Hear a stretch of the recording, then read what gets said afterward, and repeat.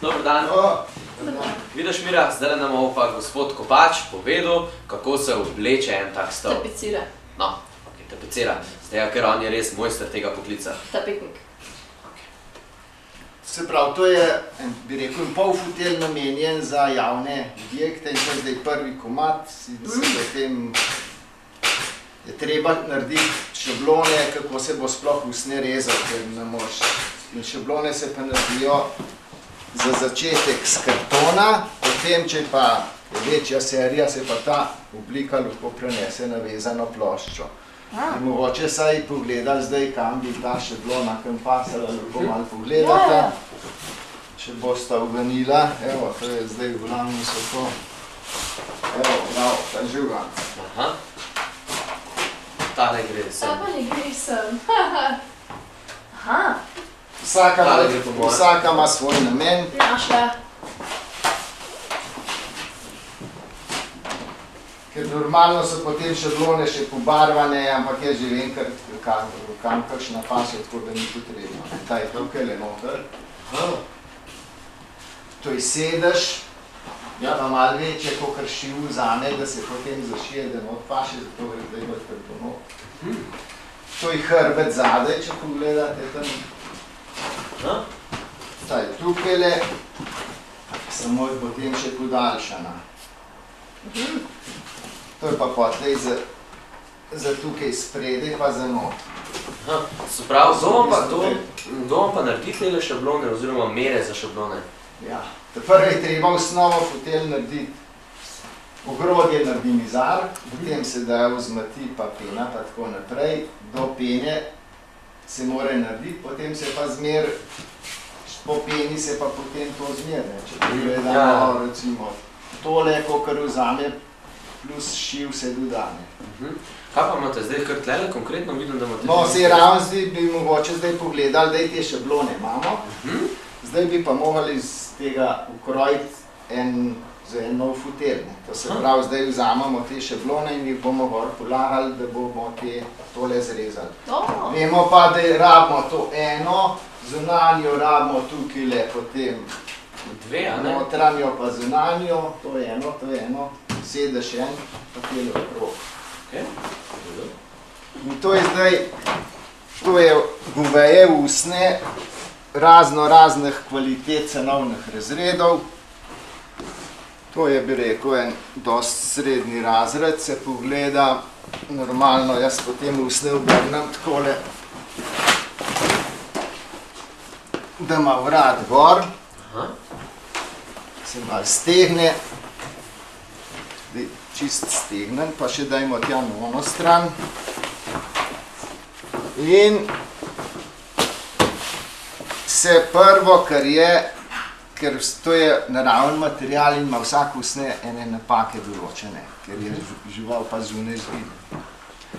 In se pogleda, kje je kakšna napaka takole in če je napaka, se jo takole označi ali pa s krohcem, recimo se ta jih nima kaj dost, tukaj ima malo.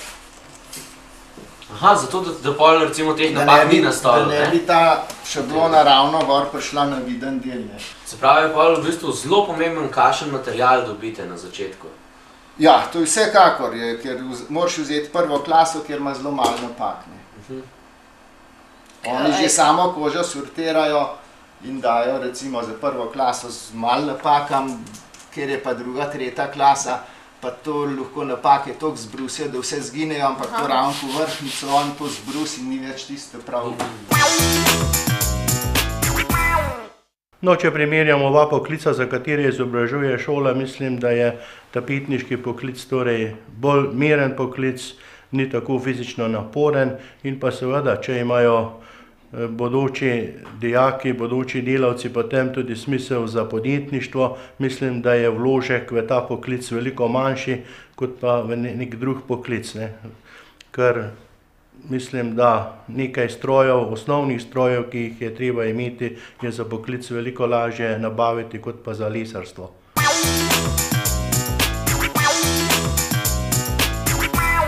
Se pravi, kako pa pol, ko to narišete, a pol to izrežete? Ja, dajmo gor malo položiti, da videli. Ja. Šablone vse vzamemo, pa začnemo obračati tako bi rekel, levo kocke, ker vsaka koža je drugačna, vsaka drugačna zide. V glavnem, ker vemo, da je to sedež, smo rekli, sedež bi tle nekam formirali, ker je najboljš. Potem pa, dajmo zaprobati malo, lahko vzamemo, vem, da je tle spredaj in tukaj le vzad se že vsaka koža malo zmačkana in tle vzad ta višek, ki se navisi. Tle itak šivi pridejo, ne? Ki je tle zašit in bi recimo začel tukaj, tle bil sedež, potem je pa lahko vzamemo, pa imamo pa tu 4. Moramo pa tudi gledati na izkoristek, da nam ni kar takole dejali, takle konci ostran leteli pa to, ne, lahko damo tako. Pa to vmes, ne. Pol malo kombiniramo, verjetno, da pride vse. Ja, manjkati ne sme, pa tudi tukaj čist pri krajke usne, tak mehek ni dobro, takole nekako se pogleda. Pri rezanju usna ne smeš, si moraš čas vzeti, ker tle ni 10 minut ali pa pol ure gor ali dol, če eno kožo zrežeš, ki je vredna par 100 evrov, ne boš nič preftiral, pa še napako boš dal not, ker boš mu potem, če napaka not pride v fotelj, gladk cel fotelj zamena. Kako pa režete? A to režete strano ali kar z navadnimi škarjami?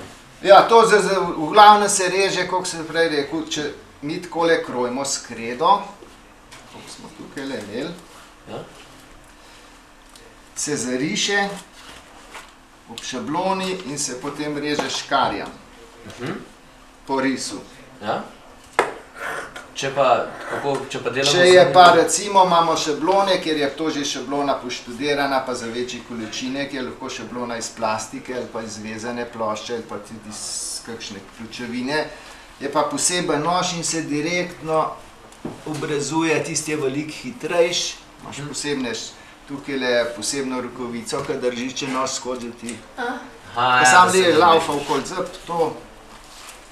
Je pa še ena varianta, da režejo z laserjem, z mašino, ampak to je pa isto potem kožo označi in to kožo skenirano v mašino in te šablone odnosno ta aparat in potem sam reženje. Samo, če nima on napake označene, pa šablone not, ne bo on vedel, ker ne bi napake. To je pa že industrijsko. Se pravi, je tudi že dost računalniško vodenega tudi? Ja, tisti je zdaj vprašanje, koliko se to splača. Normalno, največkrat se reže takole na ta način.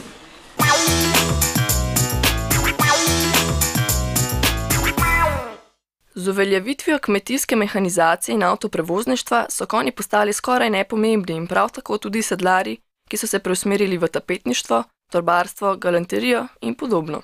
Že Rimljani so cenili dobro posteljo, saj so na njej jedli, brali in spali.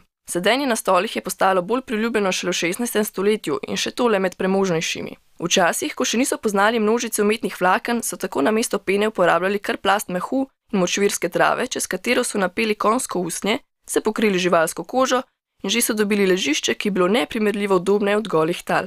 Zofe in oblazinjeno pohištvo se začne uveljavljati šele v 19. stoletju. Sedenje na pohištvu je vse od tedaj stvar kulture, tu pridejo na vrsto tapetniki.